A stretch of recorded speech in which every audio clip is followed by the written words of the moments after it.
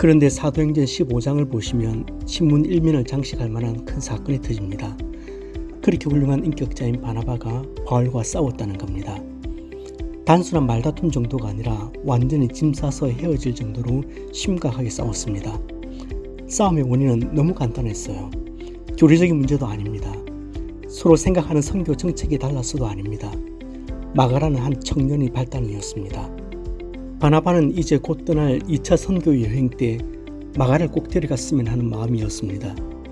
그런데 바울은 죽으면 죽었지 마가는 못 데려간다고 팍팍 우깁니다. 바울은 왜 이렇게 쌍수를 들고 마가의 합류를 반대했을까요? 사연이 있습니다. 1차 선교 여행 때 마가를 데려갔습니다. 그런데 선교 여행 도중에 마가가 힘들다고 중간에 보따리를 사서 돌아가 버린 사건이 발생합니다. 그때 바울이 마가에 대해 굉장히 실망했던 것 같아요. 사도 바울은 아주 냉철한 사람입니다. 누구보다 목적지향적인 사람입니다. 글쎄, 마가는 밤빌리아에서 사역을 중도 포기하지 않았습니까? 그렇게 무책임하고 인내력 없는 사람을 또 데리고 가잔 말입니까? 절대 데리고 갈 수 없습니다. 쉽게 말하면 걔는 싹수가 노랗다는 거죠. 하지만 바나바는 차분한 어조로 바울을 설득합니다. 이 사람아, 사람하면 실수할 수 있지 않나? 그러니 한 번만 더 기회를 줘보세. 얘도 잘 키워보면 제 몫은 할례야. 내가 더 각별히 챙기고 신경 쓸게. 예전에 이방 선교의 위대한 가능성을 바울에게서 보았듯이 바나바는 마가에게서도 그 가능성을 보았습니다. 그래서 마가를 쉽게 포기할 수가 없었습니다. 하지만 바울은 한순간도 주저없이 되봤습니다. 절대 안 됩니다.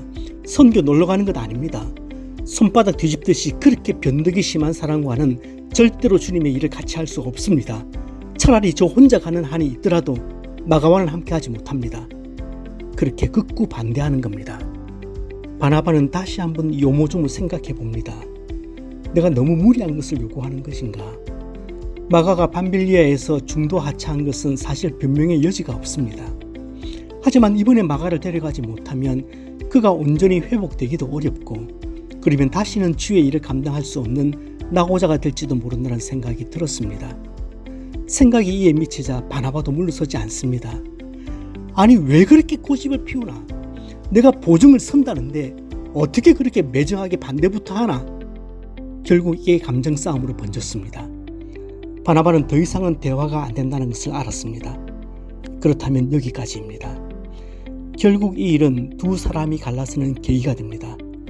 바나바는 마가를 데리고 구브로를 향했고 바울은 실라와 함께 수리아와 길리기아 지역으로 떠났습니다.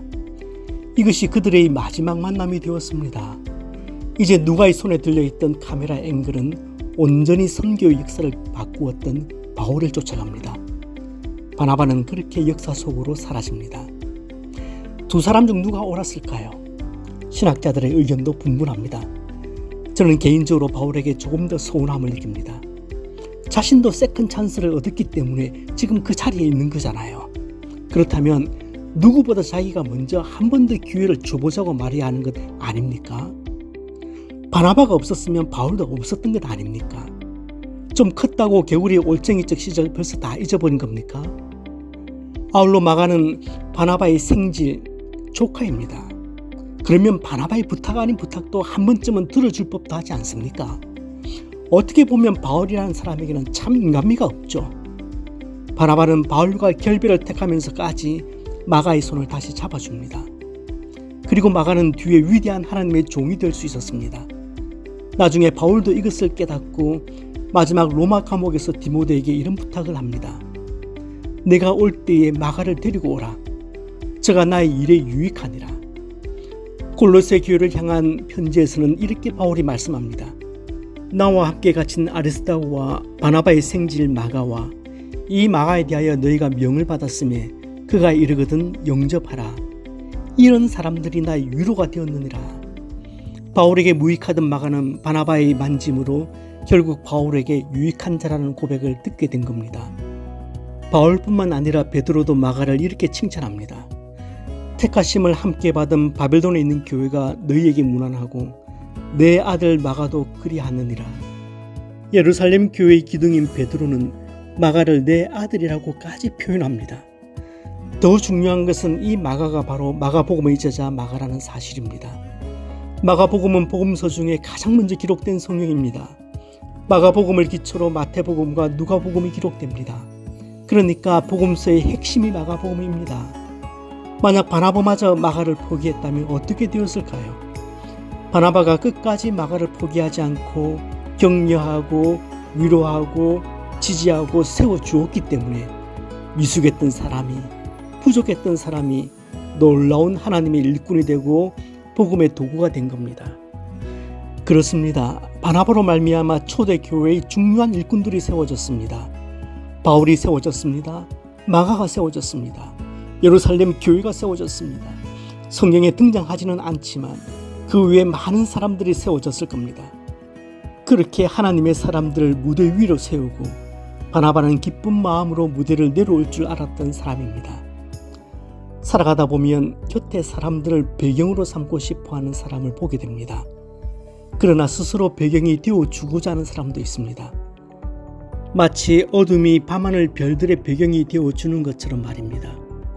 사울은 뒤에 바울이 되고 교회의 역사를 바꾸는 위대한 하나님의 종이 되었습니다. 그런데 그 바울 뒤에는 수많은 배경이 된 사람들이 있었습니다.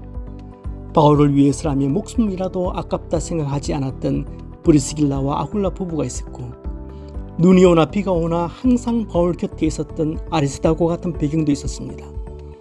아리스다고는 바울이 마지막 로마의 감옥에 있을 때 거기까지 찾아와서 함께했던 사람입니다. 모두 꽃이 되려고 하는 시대에 바나바같이 위대한 이인자로 아름다운 배경이 되어주는 사람이 그리운 시대입니다.